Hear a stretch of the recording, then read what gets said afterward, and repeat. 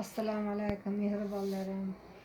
Mana shu yerda 93-yilda sariq kasal bilan bemor bo'lib kasalxonada yotganman. Endi shu yil meni jigarimda serroz bor deb, serroz bo'lib siz oxirgi tochkadasiz deb apparatga tushsam shuna deyishdi. Doktorlarga bordim, kompaniyadan dorilarni ichdim. Oxiri Alloh meni mana shu yo'lga boshlab Matlubahoy xonadonlariga keldim. Bir kishi tavsiya qildilar. Allohga beadad shukr, behisob shukr. Qorinlarimda, oyoqlarimda nihoyatda suv ko'p bo'lgan, shishib ketganman. Umuman qovoqlarim, ko'zlarim ocholmagan shishligidan. Allohga beadad shukr. Mana tuya sutni ichdim. Mandaqa tabiiy dorilarni tayyorlagan ekanlar, bulardan ichib Allohga beadad shukr. Shunaqangi yaxshiman. Mana endi tahoratlarimni o'zim bo'lib chiroyli yurib qoldim. Men umuman yura olmay qoldim. Hamma yog'im shish. Yurishga ham quvvat yo'q. Shish bilan hamma ham palaqsa bo'lib, qovuzoq urib qo'ygandek bo'lib shishib ketdi. Shundan keyin bu Matlubahoyam meni mana tuya sutida ichdi, bu yerga keldim. Allohga beadad shukr. Mana qo'shimcha dorilarni berdilar. Hammasini podshoh dorilari bor ekan, sirkalar. Unaqa dorilarni ichib mana Allohga beadad shukr. Juda ham yaxshiman. Mana 5 oy bo'ldi. Bir kunda 200 grammdan 3 mahal ichdim. Alloh o'zi shifo berdi. Bu Matlubahoyam meni Allohim ikki dunyolarni obod qilsin. Bizga shunaqangi Alloh shifo qildiki, kuch-quvvatga to'lg'izib, Alloh o'zi buyuk ixlos bilan keyin shayga davolaninglar.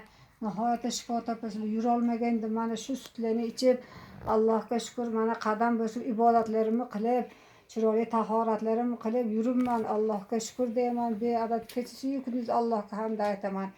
Meni Matlubahoyga yo'liqtirgan eng katta kelinim shayga boshlab chiqqanlar. Doimiy duoda men o'shalarga duo qilaman.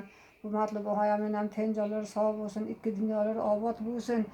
Barcha shunaqangi bemorlarni Allohim Parvardigorim shifo komil ato qilsin. Mana shunaqangi sutlarni ichib kelinglar.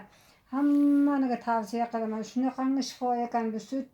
Allohim kuch-quvvat berar ekan. Buni qudratni mana hadisda ham keltirilgan ekan. Bu tuya suti Madinadagilar qancha sahobalar vaqtlarida, Rasululloh sollallohu alayhi vasallam vaqtlarida sahobalar qonlari shishib ketgan ekan.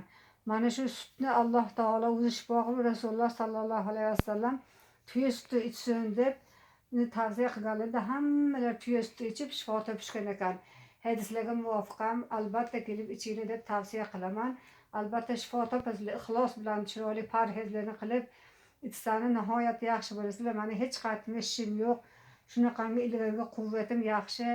Hamma ibodatlarimga yarab chiroyli yuribman. Allohga shukr. Hozir siydiruvchi dorilardan chiqib ketdingiz, a? Umuman siydiruvchi dori ichmayman. Xudoga beadad shukr. Allohga shukr. O'zim bemalol hamma tahoratlarim mukammal bo'lib kelib turibman.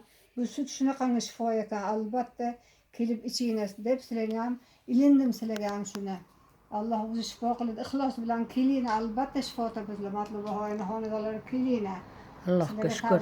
Sizga ham Alloh shifo bergan kim bo'lsin. Rahmat. Alloh umringizni bersin.